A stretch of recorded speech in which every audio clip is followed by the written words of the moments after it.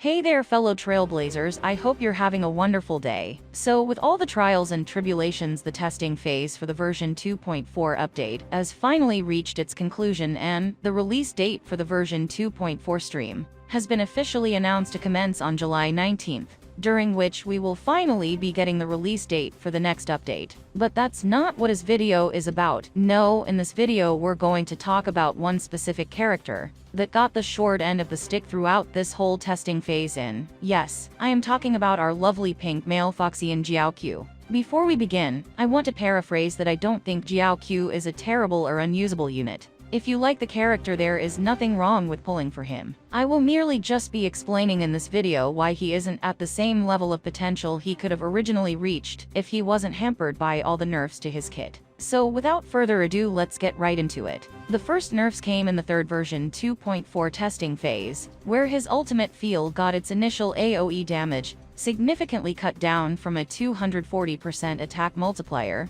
to a much lower 120% attack multiplier. Additionally, they also significantly nerfed his blast skill attack's main target damage, going from a sizable 225% attack multiplier to now just a mere 187% attack multiplier. Both of these changes were huge nerfs to Jiaoqiu's personal damage, as initially he could be used as a pseudo-damage dealer, while also providing supporting benefits to his team. But now, due to the nerfs, his damage is not worth investing a significant amount into anymore. But his biggest nerf in this phase came to one of his traces. This trace originally reduced the enemy's effect hit rate by 30% and also did additional fire damage to enemies at the start of each turn, as long as Jiaoqiu's ultimate field was active. The new trace removed all of this and just gave him a mere 15 energy at the start of battle. This is one of the worst nerfs a character has ever received in this game, as it removed a big part of Jiaoqiu's kit, which significantly lowered your entire team's effect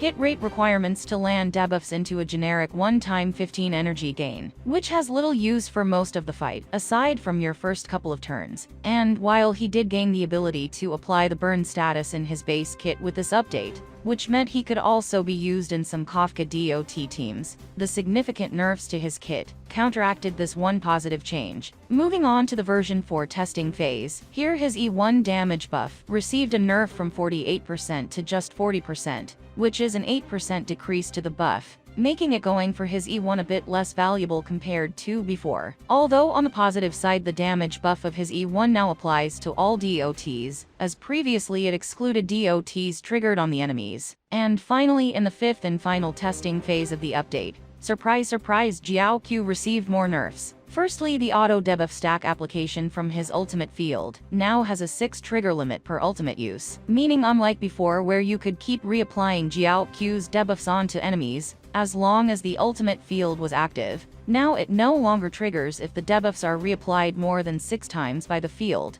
unless you use his ultimate again to reset the trigger count. Another very shocking thing that got revealed was that during the previous testing phase where Jiaoqiu's E1 damage boost got nerfed, was that he actually received a hidden buff people weren't aware of at the time. The damage boost formula for the damage increase debuff, which used to be additive boost, was instead changed to a much more powerful multiplicative formula that multiplied the damage gain by 1.4. which meant the previous E1 change was actually a buff in disguise, instead of a nerf.